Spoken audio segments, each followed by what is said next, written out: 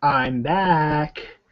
This is Dylan Lang from Dylan Knows, and I just did a 2 hour plus episode of Dylan Knows. Now I'm doing my other show, The Comic Call, which I wasn't able to do on Wednesday or Friday due to other time constraints, but I figured I've already got the setup here, and I'll just run through a very quick one for half an hour, and I'll be on my merry way. There's just some cool stuff that came out this week I wanted to talk to you guys about and show you off, and some interesting things that are going on for people who are going to be in the Baltimore area, or I should say Reisterstown area, that you might find interesting. So I'm going to make this a quick one because I've already been on the air for 2 hours with my previous Dylan Knows show, which you should check out when I send the links out probably tomorrow to the video. So if you missed it, check it out. It was top 5 sci-fi shows of all time. Now it's just me, myself, and I by myself doing the Comics Hall. For those who don't know, the Comic Hall is my show where I just talk about comics that I bought for the week and a little 2 cents worth about each one. Maybe some other things as well, but that's what I'm doing now. And I host a regular show every Sunday at 12:30 called Dylan Knows. I had to do Dylan Knows today since yes, tomorrow is Mother's Day, and I was not going to do one on Mother's Day.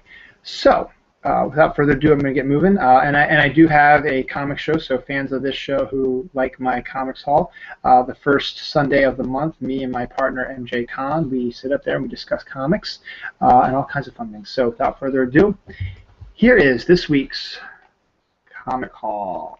So we start with, as always, I have them in order by company: DC, Marvel, and Independence, just because that's how I roll. So first up, DC has a weekly out already in Batman Eternal. Newest issue is going to be in my pile in a second, but they've also started another weekly by the name of Future's End. The number 0 came out on Free Comic Book Day, which was last Saturday. Number 1 came out this week. This is Future's End. There's Grifter on the cover. The creative team on this is writers Brian Azzarello, Keith Giffen, Dan Jurgens, and Jeff Lemire, and artist Patrick Zurcher. So, basic premise seems like it's a futuristic thing. Batman Beyond is one of the main characters. As you can see, there's some Patrick Zurcher artwork, and there's Batman Beyond. He's making his way into the DC universe. He's here to stop something from happening in the DC universe, which is going to cause some problems. Leafing through it and some of the stuff I've been seeing, it's going to focus a lot more on the second-tier characters of DC, not so much, I mean, besides Batman Beyond, we've got Grifter, who was from Wildstorm, who has made his way into DC. The Authority, same thing. They seem to be regular characters. Hawkman appears to be a major character in this. Firestorm as well. So we've got some interesting things. Mr. Terrific is going to be popping up soon, and all kinds of crazy stuff. So artwork looks pretty good. Story, we got all these authors. We'll have to wait and see how things go, but here is some more artwork that you're looking for right there. Is Firestorm. Let's see how it looks nowadays. So that's Future's End, number 1. It is a weekly, so you'll start seeing this more often. I think they're going to go all the way through maybe next summer, or next spring, I should say, and something big is going to happen at the end of both this and Batman Eternal, because they're both going to end at the same time. So this is the newest issue of Batman Eternal, number 5. Pretty nice looking cover there. Looks like he's beating up Robin. Red Robin, looks like. Yeah, sure enough, there's Red Robin right there, right on the first page. So get to see a little bit more about Red Robin. Here's Tim Drake. Don't get me started on him. We'll talk about him some other time. But the creative team on this one is Scott Snyder and James Tynion IV.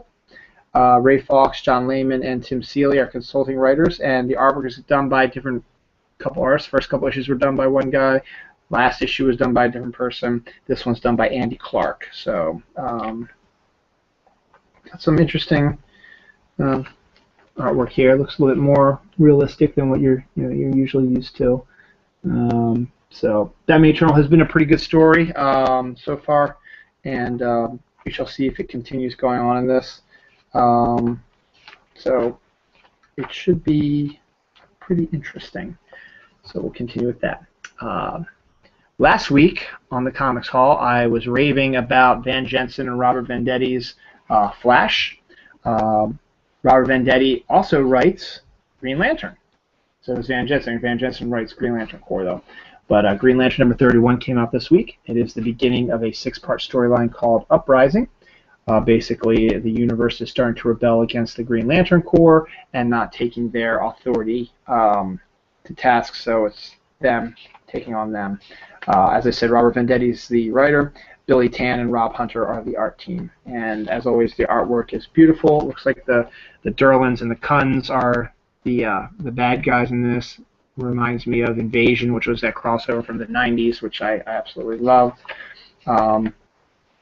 So you got the Corps doing the Corps stuff, and we shall see what's going to happen with them, see what fun tortures Robert Venditti has for them. I'm going to see if I can figure out... okay, it continues, okay. So it's going to go throughout the Green Lantern series of books, not necessarily Green Lantern. So issue 2 or part 2 of Uprising will probably be in Green Lantern Corps coming out next week, probably. Also in the Green Spectrum, we have Green Arrow number 31, written by Jeff Lemire, or Lemire as they call him, and artwork by Andrea Sorrentino. I think this wraps up the Outsiders War storyline. Which, to be honest, I've loved Green Arrow. I love what Lemire has been doing with Green Arrow. I just haven't caught up on it yet, so hopefully I'll get caught up soon so I can read it. But here's some of the nice Andrea Sorrentino artwork. It's gorgeous, dark Gothic artwork. The Green Arrow is more along the lines of Arrow from the TV show. So it's a younger Oliver Queen, and it looks like he's going to be taking on his bad guys really soon. His main rogues gallery looks like they're joining forces. And gonna take him. I'll see if I can get it. See if I can find a good picture of Green Arrow. Not the greatest shot of him that I can find, but there he is right there. So great artwork, and Jeff Lemire is fantastic. So check out Green Arrow number 31. Detective Comics number 31. Francis Manapul, writer, I think artist also, and Brian Buccellato is the inker on this, I believe. They were the ones who were on Flash before Robert Venditti and Van Jensen and Brett Booth took over. They've now taken over Detective, and they've reverted him back to his detective aspect. So it's pretty interesting artwork, and make it a little bit different than you're used to.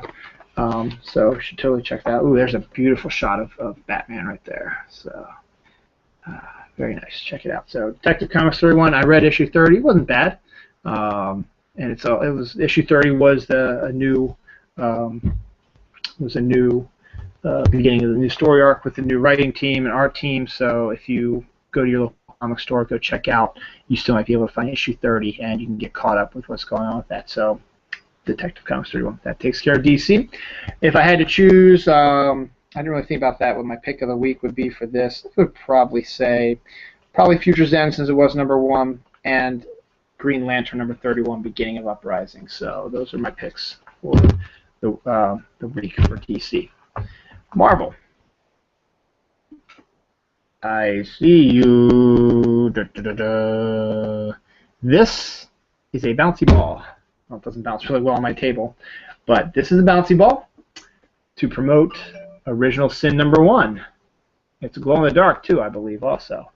And it promotes Original Sin number 1, which is the summer crossover for Marvel, which I have issues with as it is, but I will discuss that on my show, Dylan Knows Comics, next time. I see you. So if you bought issue 1, you got a bouncy ball, and you also got this version of one of the variant covers. Scotty Young did the artwork for this. Pretty funny. It's Deadpool with 2 giant eyes, and the Hulk, Captain America, Wolverine, Thor, and Iceman throwing up ice, which is kind of funny. So pretty cool. I see you. Now, what's the whole thing about the eye, Dylan, you may ask? Well, I am not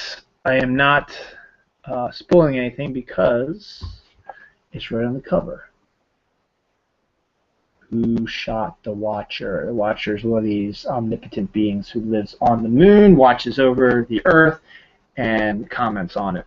Apparently he gets killed, and it's up to Nick Fury, Spider-Man, and some of the Avengers to investigate and find out who did the killing.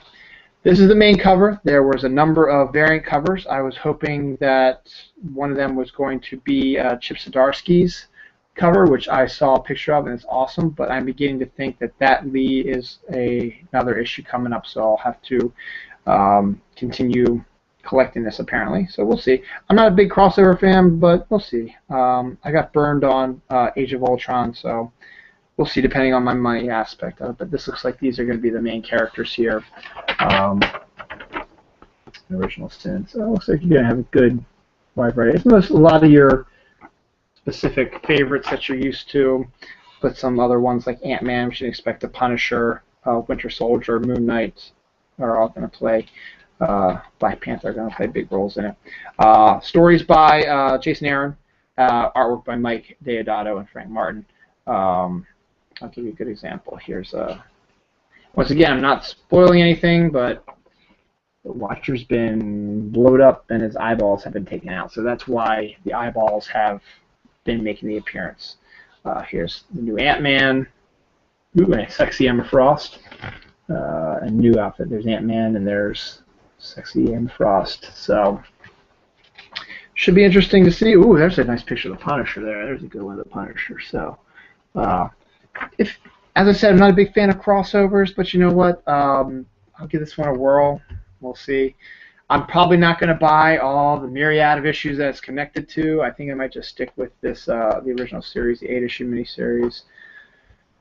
So we'll see. It's called Original Sin #1, so pick it up. Amazing Spider-Man 1.1, Learning to Crawl. This is something else that makes me angry, is the dearth of point episodes issues. What's the point of a point issue? You know, it just screws up people's collecting. But I can understand what's going on with this. Dan Slott has come back to Amazing Spider-Man. Peter Parker is back under the mask. He's no longer Otto Octavius. It is Peter Parker. And basically what Learning to Crawl is technically, from what I gather, is Dan Slott's Spider-Man Year 1, basically.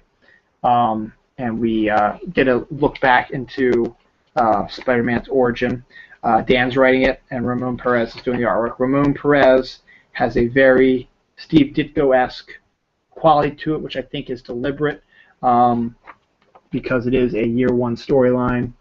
Very Steve Ditko-esque artwork, but enough of a difference so that you know that it's somewhat other than Steve Ditko drawing it.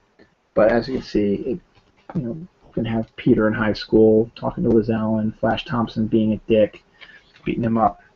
Uncle Ben is still alive at this point. It's just going to take another look at Spider-Man's history. And Slott's probably doing this because he's probably going to introduce a character here, and this character is probably going to play a big role in the regular series coming up, The Clash. So we'll see what is going on. So I'll find out. I'll read it. I'm a Spider-Man junkie. It's basically, to me, it looks like it's Spider-Man Year 1, so that's what that is. And thank you, one viewer. I'm sorry, I'm already about 15 minutes in, so I apologize. I did say I was going to start 11:30, but I wanted to get a move on so I can go to bed sooner. So I've already done my DC ones, and you can watch the show again when it airs again. But I'm glad you're here. Stick around. I'm doing Marvel right now. Next up is Cyclops #1. Marvel continues to do #1s also. Here's the newest one. This is Cyclops #1. Again, much like some of the other series, I don't see it lasting as a regular series for too long. At this point, Cyclops is not a very likable character. But here's the rub. The Cyclops in this comic is not the present-day Cyclops.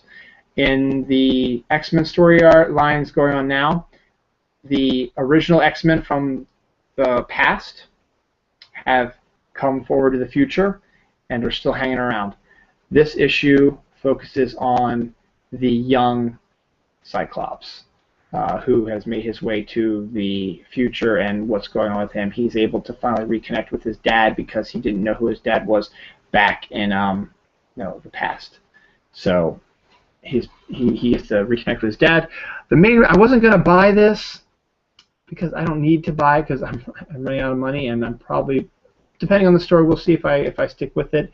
But the main reason why I bought it was one reason and one reason alone. The writer is Greg Rucka. I love Greg Rucka's artwork. I love his writing, and he's always stellar when it comes to his writing. And then when I was looking through it, the artwork's not too bad, and it is not the current Cyclops. It is the past Cyclops as he's dealing with his father. The artwork is by Russell Dalterman, and it looks pretty cool. Let me see if I can give you a good example of some artwork. Here's some of Russell Dalterman's artwork. Pretty cool. There's Cyclops right there. Little animal thing. I'm playing with Cyclops as well, like a space kitty almost. And then there's some sexy time. That's his father. So I'll give it a whirl. It might surprise me. A lot of these Marvels have surprised me. This one might. But first and foremost, Greg Rucka's the writer. That sells me right away. Magneto, number 3. That's another one I didn't think was going to do well, but I read the first 2 issues. Loved them. Cullen Bunn is writing the hell out of this character.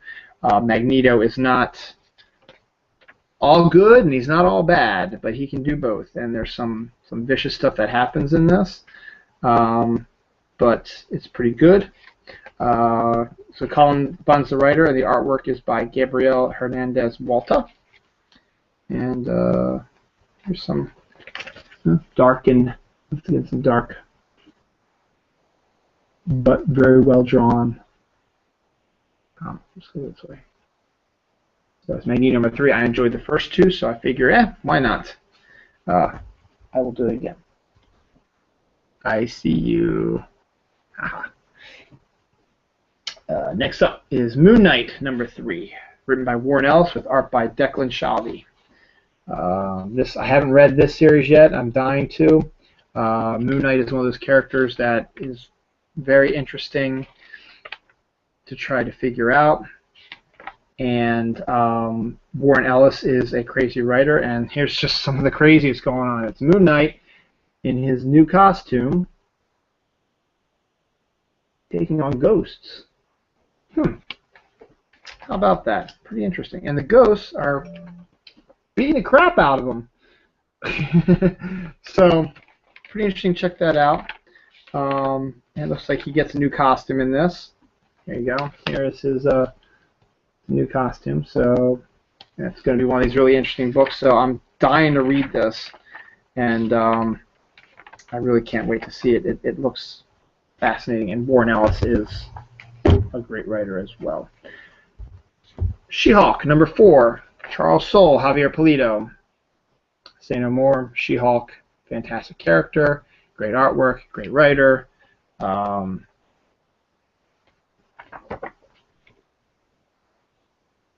Fantastic stuff. Let's see if we can find a good She-Hulk here. Ooh, She-Hulk taking on some Doombots. Pretty cool. Krunk. Yep. So gotta love Jennifer Walters there. Daredevil makes an appearance in here. So, and then the line, "Do not wreck this gigantic doom." Funny. Charles Soule, Javier Pulido. Check it out. She-Hulk number 4. Speaking of really good female characters, here is Black Widow number 6. Our writer is Nathan Edmondson. Art is Phil Noto.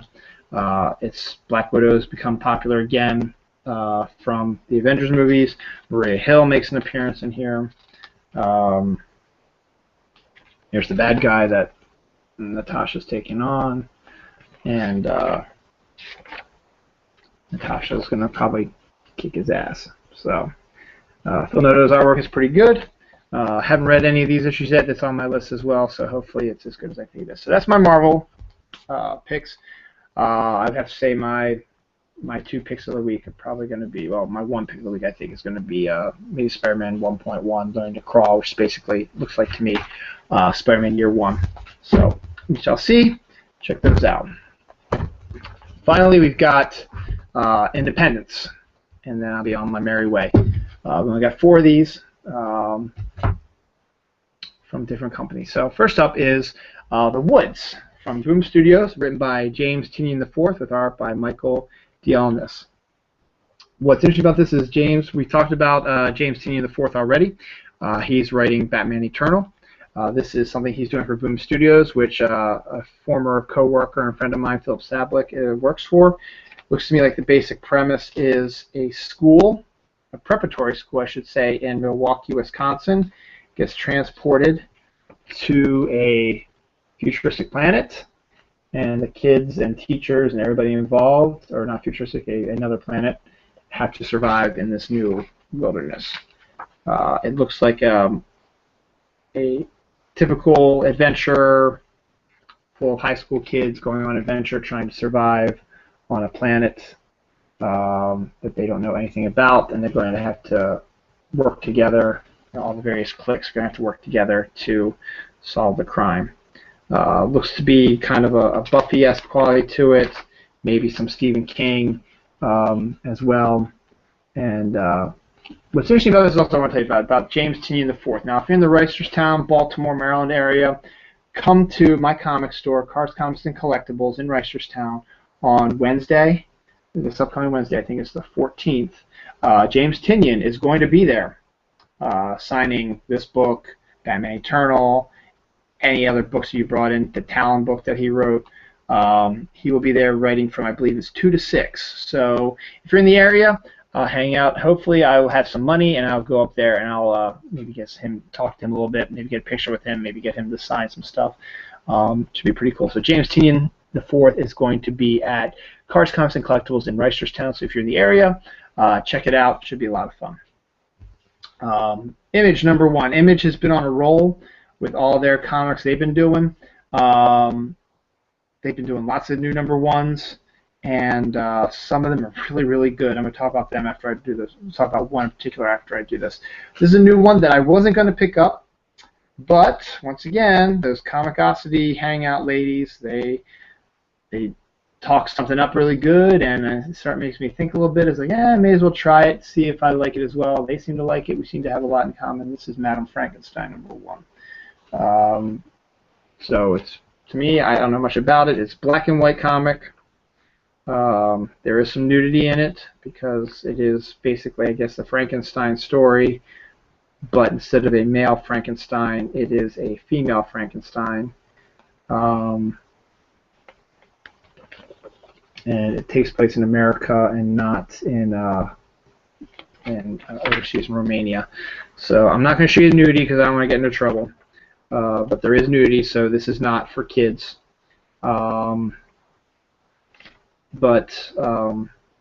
It's written by, let's see if she's right, written by Jamie S. Rich with art by Megan Levin. So that itself is pretty interesting that you have a female artist working on this. And I don't know, is Jamie S. Rich female or male? I don't know. But Madame Frankenstein. This is number 1. Check it out if you want to. It's gotten good reviews. As I said, it's black and white, and it's like a new take on the Frankenstein story. And once again, I can't show you the other pictures because there is nudity in it. So not for kids, but older people, go ahead, check it out. Brian Hitch, who is an artist who made his name doing the Ultimates and the Authority and stuff like that, he has his own creator-owned book at Image called Real Heroes. Number 1 came out a while ago. Number 2 is finally here. He's using a former Watchmen-style cover format. His artwork is amazing. It is very detailed. It looks to me like it's a kind of a deconstruction of the superhero genre, which has been done before. But we'll see. Brian Hitch's artwork, I haven't read the first issue yet, but his artwork is always phenomenal. And Image has been doing no wrong lately. So you may as well check it out. Here's some aliens attacking. So it's Real Heroes number 2. And finally, we have from my friend, not my friend, but the writer I like, Greg Rucka. He's got his horror book from Dark Horse called Veil. Number 3 is out this week. You might still be able to find 1 and 2. Greg Rucka's the writer. Tony Fajula is the artist. Once again, it sounds like maybe it could be female. I'm not sure, female artist, but it's a horror-esque type of book, and just some of the not too grotesque stuff that's out there, but it could potentially a grotesque book. So that's Veil. That's Veil. So of my independents, I'd have to say the pick of the week would probably be The Woods, number 1, by James Tynion IV, with Madame Frankenstein a very close second. That's this week's Comic Call. I told you it was going to be painless. Real quick, I just want to throw out something. I don't know when the new issue is going to be out. It might be next week, and I'll talk about it a little bit more then, but I just want to throw this out there now for people who have no viewers now, but when they watch it via video again this week, I highly recommend, if you get a chance, to read Manifest Destiny. It is an image book, and the basic premise behind it is Lewis and Clark are exploring the unexplored territories out west, back in Lewis and Clark time, so out west in Wyoming, Montana, Utah, all that, they haven't been explored yet. So, but instead of it being a historical thing where they're finding all this stuff, instead they're going out into the wilderness and they're discovering supernatural beasts and they're taking them on. I read the first 3 issues. They're amazing, and I'm dying to read the other ones. I hope to read the other ones this week, and maybe a new issue will be out this next week. So we'll see. That's the Comic Call. Thanks for hanging. I know it's late, and most of you probably didn't watch it. I see you, though, out there, and I will post this and hopefully get more viewers that way. So go to your local comic store this weekend or this week, or wait till Wednesday and pick up what I just showed you, and enjoy yourself. So on that note, I'm going to leave because it is 15 minutes to midnight, and I'm tired, and I've just done 2 shows. Thanks, guys. We'll see if I'm going to be on again. I'll be on next week. We'll see, depending on money. It could be Wednesday. Could be Friday. Could be Saturday again. We'll see. So, thanks for watching. Buy some comics. I gave you some good ideas. I see you.